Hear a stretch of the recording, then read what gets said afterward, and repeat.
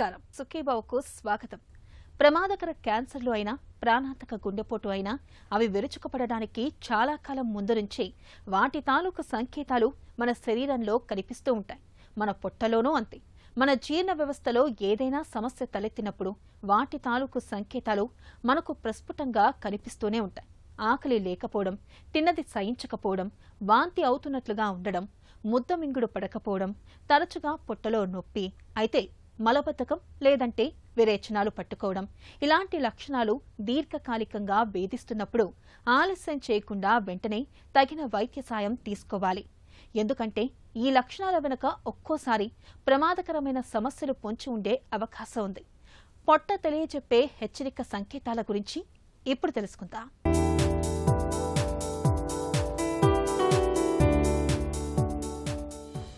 మన పొట్ట ఒక పెద్ద సంశయాల పుట్ట.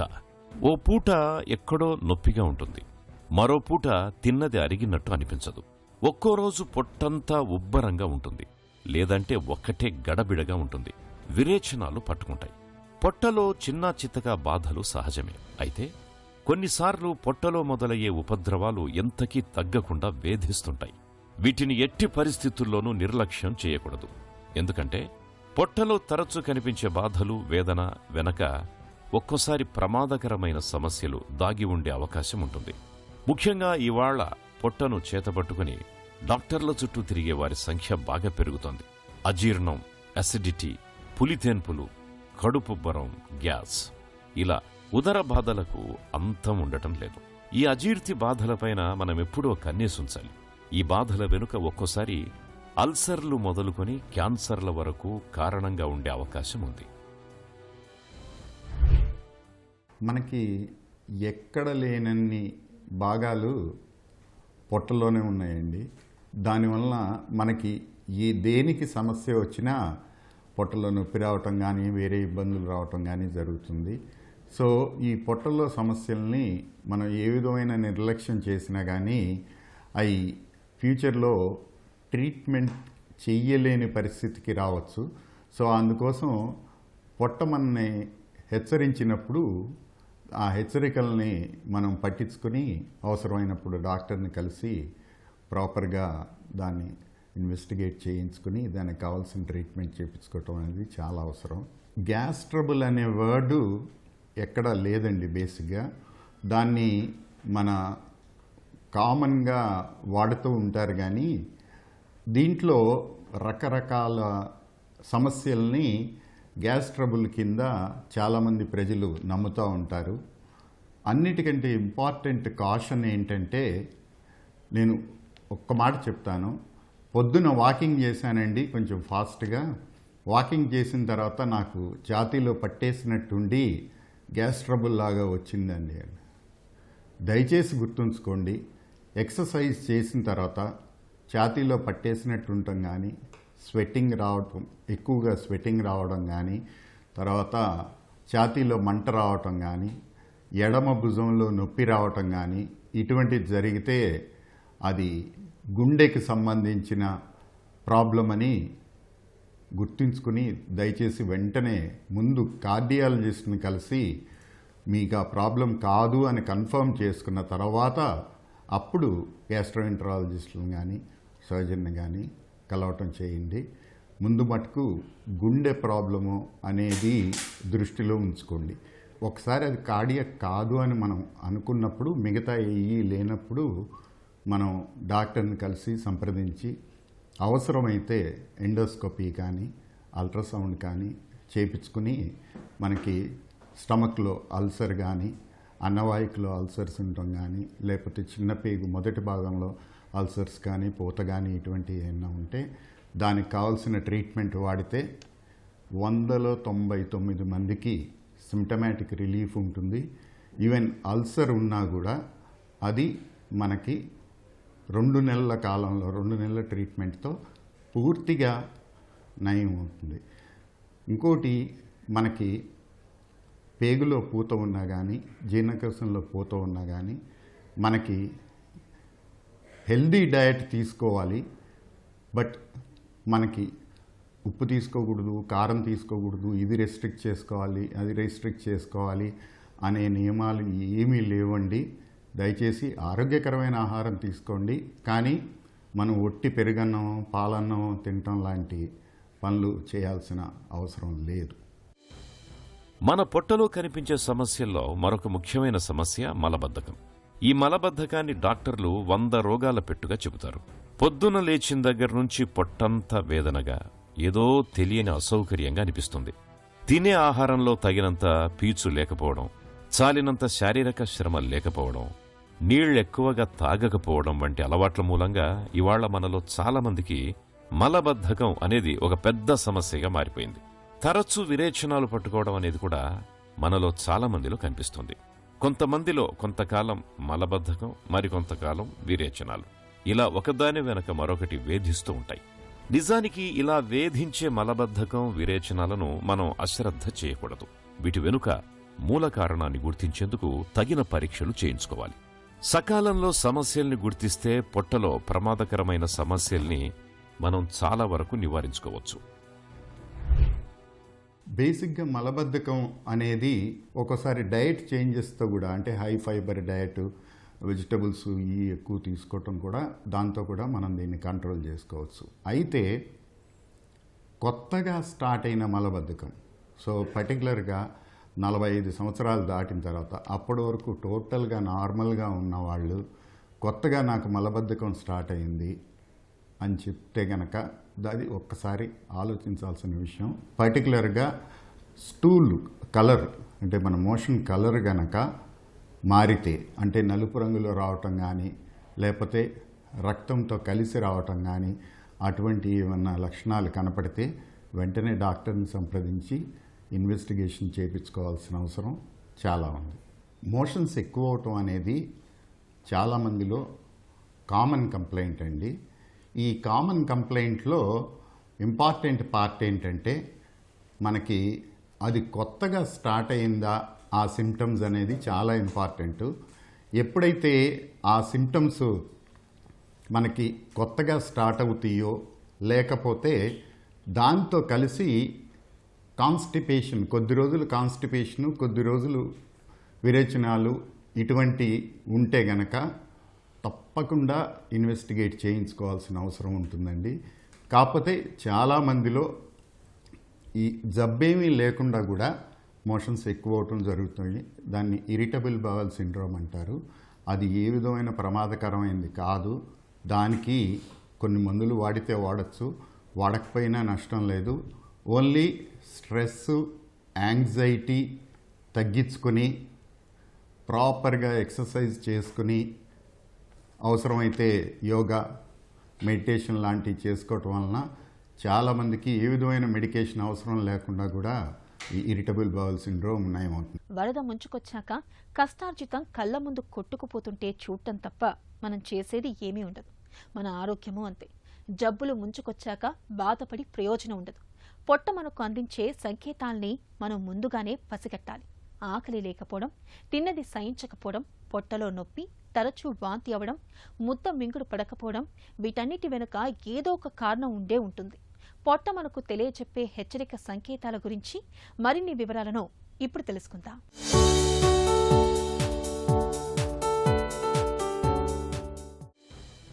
జ్వరంతో ఉన్నప్పుడు ఏమీ తినాలి అనిపించదు. నోటికి హితవుగా లేకపోవడంతో తిన్నదంతా వాంతైపోతూ ఉంటుంది. అయితే జ్వరం తగ్గగానే మళ్లీ మామూలుగానే ఆకలి వేస్తుంది. అయితే జ్వరం లేకపోయినా ఆకలి మందగించినట్లయితే దాని వెనుక మన పొట్టలో ఏదో కారణముందని అనుమానించాలి. ఆకలి లేకపోవడం, తిన్నది సహించక వాంతి కావడాన్ని పొట్టలో సమస్యల తాలూకు సంకేతాలుగా భావించాలి. ఆకలి తగ్గడానికి చాలా వరకు కామెర్లు కారణంగా ఉంటాయి.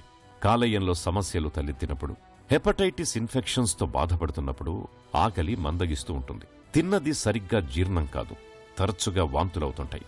తరచుగా ఈ లక్షణాలు కనిపిస్తున్నప్పుడు ఆలస్యం చేయకూడదు. అశ్రద్ధ చేయకుండా వెంటనే కాలేయ సంబంధ పరీక్షల్ని చేయించుకోవాలని చెబుతారు డాక్టర్లు. పర్టికులర్గా 45 సంవత్సరాలు దాటిన వాళ్ళకి ఆకలి తగ్గటం కానీ, వాంతులవటం కానీ ఉంటే తప్పకుండా ఎండోస్కోపీ చేయించుకోవాల్సిన అవసరం ఉంటుందండి. ఎందుకంటే ఆ వయసు తర్వాత కొద్దిమందికి క్యాన్సర్ డిటెక్ట్ అయ్యే అవకాశం ఉంటుంది కాబట్టి అటువంటిది ఏదైనా ఉంటే మనం ఎర్లీ స్టేజ్లో గనక దాన్ని గుర్తుపట్టగలిగితే గనక ట్రీట్మెంటు రిజల్ట్స్ అవి చాలా బాగుంటాయి. కాబట్టి ఆకలి తగ్గటం ఇటువంటివి జరిగినప్పుడు డాక్టర్ని కలిసి కావాల్సిన ఇన్వెస్టిగేషన్స్ చేయించుకోవటం అనేది చాలా అవసరం అండి. కామెర్లు మనకి బేసిక్గా క్లాసిఫై చేసుకుంటే 2 రకాలండి. మెడికల్ జాండీస్, సర్జికల్ జాండీస్ అంటారు. సర్జికల్ జాండీస్ అంటే ఆపరేషన్ చేయాల్సిన అవసరం వచ్చే కామెర్లు. ఆ కామెర్లు ఉన్నప్పుడు బేసిక్గా మనకి మోషన్ కలరు తెలుపు రంగులో రావటం, పసుపచ్చగా కాకుండా తెలుపు రంగులో రావటం ఇది జరుగుతుంది. అది జరిగినప్పుడు డాక్టర్ని కలిసి మనం ప్రాపర్గా ఇన్వెస్టిగేట్ చేయించుకొని అది సర్జికల్గా ట్రీట్మెంట్ చేసే అవసరం ఉన్న కామెర్లు అయితే కనుక ప్రాపర్ సర్జన్తో ట్రీట్మెంట్ చేయించుకోవాల్సి ఉంటుంది. దాంట్లో ఒక్కోసారి ఎక్కువగా గాల్ స్టోన్స్ వలన సర్జికల్ జాండీస్ వస్తుంది. కొద్ది మందిలో క్యాన్సర్ వలన కూడా వచ్చే అవకాశం ఉంటుంది. కాబట్టి అది వెంటనే ఇన్వెస్టిగేట్ చేయించుకుని మనం ప్రాపర్ ట్రీట్మెంట్ తీసుకుంటే చాలామందిలో నయం అవుతుందండి. తర్వాత ఈ మెడికల్ జాండీస్లో మనకి రకరకాల హెపటైటిస్లు అంటే హెపటైటిస్ ఏ, బి, సి, ఈ ఈ హెపటైటిస్లో అన్నిటికంటే తక్కువ ప్రమాదకరమైంది హెపటైటిస్ ఏ. హెపటైటిస్ ఏ కలుషితమైన వాటర్ కానీ ఆహారం తీసుకోవటం వలన కానీ వస్తుంది. చాలామందిలో ఈ వచ్చిన జాండీసు దానంతటదే ఏ విధమైన మందులు అవసరం లేకుండా దానంతటదే తగ్గిపోతుందండి. అది ఏమాత్రం భయపడాల్సింది కాదు. మనం చాలా క్లియర్గా తెలుసుకోవాల్సిన విషయం ఏంటంటే ఈ మెడికల్ జాండీస్లో మనకి ఆహారం కంప్లీట్గా నియంత్రించుకొని చాలామంది నా దగ్గరికి వచ్చిన వాళ్ళు కామెర్లు వచ్చినప్పుడు 8 కేజీలు 10 కేజీలు తగ్గిపోయామని. కామెర్ల వలన బరువు తగ్గటం కాదు, కామెర్లు వచ్చినాయని ఇంట్లో వాళ్ళు మనకి ఫుడ్ పెట్టకపోవటం వలన బరువు తగ్గుతాము. సో కాబట్టి కంప్లీట్ డైట్ రెస్ట్రిక్షన్లు అటువంటివి మనం చేసుకోవాల్సిన అవసరం లేదండి. తర్వాత హెపటైటిస్ బి, సి బేసిక్గా మనకి బ్లడ్ ట్రాన్స్మిషన్ వలన అంటే సెక్షువల్ ట్రాన్స్మిషన్ కావచ్చు, బ్లడ్ ట్రాన్స్మిషన్ కావచ్చు, లేకపోతే కలుషితమైన అంటే ఆల్రెడీ ఒక పేషెంట్కి వాడిన సిరంజి నీడిల్స్ వాడటం వలన కావచ్చు. సో ఇటువంటి వాటి వలన మనకి హెపటైటిస్ బి కానీ సి కానీ వస్తాయండి. హెపటైటిస్ బి పార్ట్ కూడా మనం మరీ అంత కంగారు పడాల్సిన అవసరం లేదు. దానికి ఇమ్మీడియట్గా పెద్ద ఎక్కువ ట్రీట్మెంట్ కూడా అవసరం ఉండదు. మోస్ట్ ఆఫ్ ది పీపుల్ 6 నెలల పీరియడ్లో హెపటైటిస్ బి టెస్ట్ చేయించుకుంటే ఆటోమేటిక్గా మనం ఏ విధమైన ట్రీట్మెంట్ తీసుకోకుండా నెగిటివ్ అవుతుంది. 6 నెలల తర్వాత గనక అది ఇంకా హెపటైటిస్ బి పాజిటివ్ వస్తే గనక దానికి కావాల్సిన ట్రీట్మెంట్ డాక్టర్ని సంప్రదించి ప్రాపర్గా వాడాల్సి ఉంటుంది. గబగబా తింటున్నప్పుడు పొలమారడం, గొంతులో ముద్ద మింగుడు పడకపోవడం మనలో చాలా మందికి అనుభవమే. ఇలాంటప్పుడు పక్కనే గ్లాసులో ఉన్న నీళ్లను తాగితే చాలు, గొంతులో అడ్డం పడ్డ అన్నం ముద్ద తేలికగా లోపలికి వెళ్ళిపోతుంది. కాని ప్రశాంతంగా తింటున్నా ముద్దకి గొంతు పట్టేసినట్టుగా ఉంది అంటే, ముద్ద మింగడం కష్టమయ్యింది అంటే అది ఖచ్చితంగా సమస్య అని గుర్తించాలి. తరచూ ముద్ద మింగుడు పడకపోవడానికి వెనుక కడుపులోని ఆమ్లాలు వెనక్కు ఎగదన్నుకు రావడం మొదలుకొని అన్నవాహిక కణజాలం దెబ్బతినడం, క్యాన్సర్ కణుతుల వరకు చాలా కారణాలే ఉంటాయి. అలాగే పొట్టలో నొప్పి తరచుగా వచ్చిపోతున్నప్పుడు కూడా మనం అనుమానించాలి. పొట్ట పగిలేలా తిన్నప్పుడు అజీర్తి బాధల మూలంగా కడుపు నొప్పి రావడం సహజమే. కానీ మిగతా సమయాల్లో తరచుగా పొట్టలో నొప్పి వచ్చిపోతున్నప్పుడు, బాధిస్తున్నప్పుడు అశ్రద్ధ చేయకూడదు. ఇలాంటి పొట్ట నొప్పి వెనుక గాల్ స్టోన్స్ మొదలుకొని అపెండిసైటిస్ వరకు చాలా కారణాలే ఉండొచ్చని చెప్తారు డాక్టర్లు. అన్నిటికంటే ఇంపార్టెంట్ సిమ్టమ్ ఏంటంటే, మింగటం కష్టంగా ఉంది అనుకున్న ఏ పేషెంట్ని కూడా మనం నెగ్లెక్ట్ చేయకూడదు. మింగటం కష్టం అంటే అన్నవాహికలో ప్రాబ్లం. అన్నవాహికలో మెయిన్గా కామన్గా వచ్చే 3 రకాల ప్రాబ్లమ్స్. కింద భాగంలో అల్సర్స్ వచ్చి అన్నవాహిక సన్నబడిపోయి దానివల్ల మింగటం ప్రాబ్లం రావటం. రెండోది ఆ అన్నవాహికలో ఎకలేజియా అంటాం, అంటే కింద భాగం ఆ మజిల్ తెరుచుకోకపోవటం వలన ఆ ప్రాబ్లం వస్తుంది. మూడవది అన్నవాహికలో క్యాన్సర్. ఈ మూడిట్లో ఏదైనా కూడా మూడిటికి ఎర్లీ స్టేజ్లో ట్రీట్మెంట్ చేస్తే నయమయ్యే అవకాశం ఉంటుంది. సో కాబట్టి మింగటం ఇబ్బంది ఉన్నప్పుడు వెంటనే డాక్టర్ని కలిసి ఎండోస్కోపీ చేయించుకోవటం అనేది చాలా అవసరం అండి.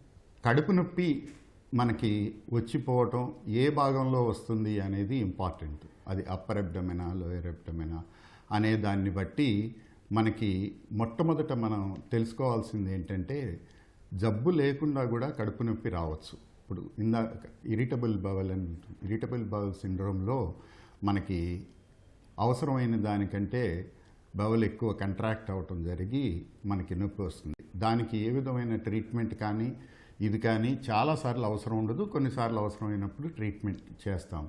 అయితే ముందు పొట్టలో జబ్బు లేకుండానే ఈ నొప్పి వస్తుందా, ఏదైనా జబ్బు ఉండి వస్తుందా అనేది బేసిక్ ఇన్వెస్టిగేషన్స్ ముందు అల్ట్రాసౌండ్ కానివ్వండి, ఎండోస్కోపీ కానీ చేయించుకుని జబ్బు ఏమీ లేదు అని కన్ఫర్మ్ అయిన తర్వాత అప్పుడు మనం దాన్ని ఇరిటబుల్ బవల్ కింద లేబుల్ చేసుకుని దానికి అవసరమైతే ట్రీట్మెంట్ ఇవ్వచ్చు. మలంలో రక్తం కనిపించడాన్ని మనలో చాలా మంది పెద్దగా పట్టించుకోరు. పైల్స్ వల్ల రక్తం పడుతుందని అనుకుంటారు. నిజానికి తరచూ మలంలో రక్తం కనిపించడం వెనుక సాధారణ పైల్స్ మొదలుకొని ప్రాణాంతక క్యాన్సర్ వరకు కారణంగా ఉండొచ్చు. పొట్టలో కనిపించే హెచ్చరిక సంకేతాలు ఎలా ఉంటాయో, జీర్ణ వ్యవస్థ ఆరోగ్యం కోసం ఏం చెయ్యాలో, ఎలాంటి జాగ్రత్తలు తీసుకోవాలో ఇప్పుడు తెలుసుకుందాం.